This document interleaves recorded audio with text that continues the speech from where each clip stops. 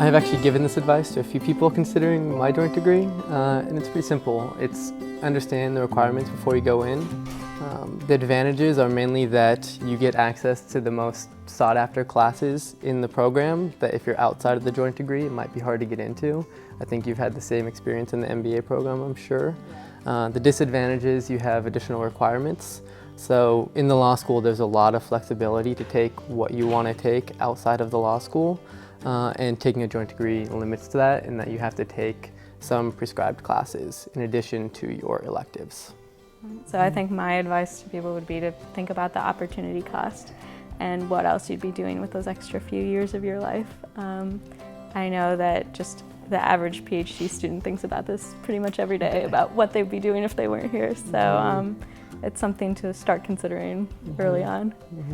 Yeah, I definitely agree with that point. I think there's opportunity costs, and then of course there's real costs to getting 2 degrees, which is not to be sneezed at. But I also think, for me, part of the calculation was law school is a 3-year program, and a lot of people say, you know, it doesn't need to be 3 years, and there's an opportunity, a higher opportunity cost in that 3rd year. And I think the ability to do law school in 2 years was really a selling point for me. You know, school is kind of, it's nice in that you've got this opportunity to sort of shape your own schedule in a way that you don't when you're working.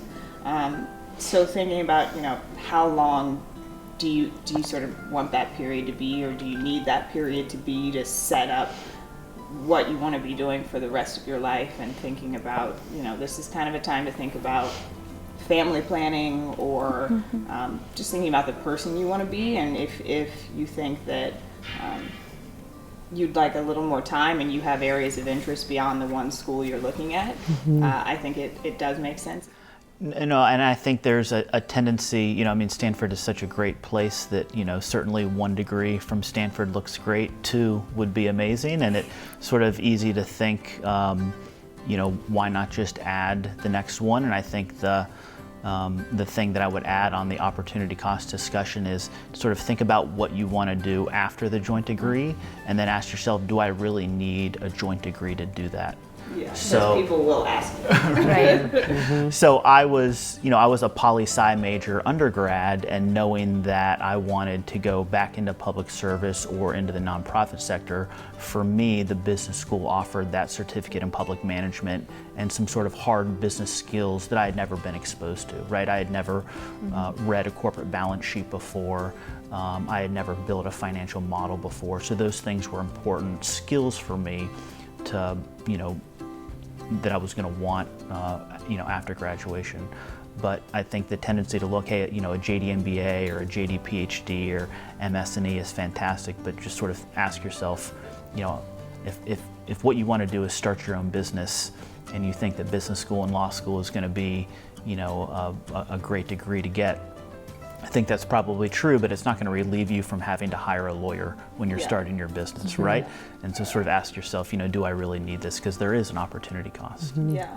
There is a value to getting the multiple perspectives, and this isn't necessarily limited to just being in a joint degree program. But when you're taking classes with engineers on patent law, you get a whole nother perspective from the students you're taking it with, similar to taking a law class with business students. So I think that's valuable. Not just in terms of seeing how potential clients will think or how lawyers will think if you're in the business context, but also as a student, it's nice to be able to kind of shift your mindset. You know, when you've been reading for 4 hours straight, you can shift and do some calculations, and that's kind of a nice transition and way to spend the time mentally. I knew that getting a PhD would help me in my career, but I also had a couple of different career options that I was considering, and I knew that the joint degree would help me with all of those. And I think especially for people that are, you know, really early on in their career, maybe even just coming straight from undergrad, it's very important to think about all of the possibilities you might be interested after you graduate, because when you're in law school, I know at least for me, my interests shifted, you know, considerably at times. And so it's nice to know that you're not just tying yourself down to what you were interested in 3 years ago. So that was big for me. Yeah. And I think for me, I had made the decision to pursue a joint degree you know, as I came to Stanford, so I applied concurrently.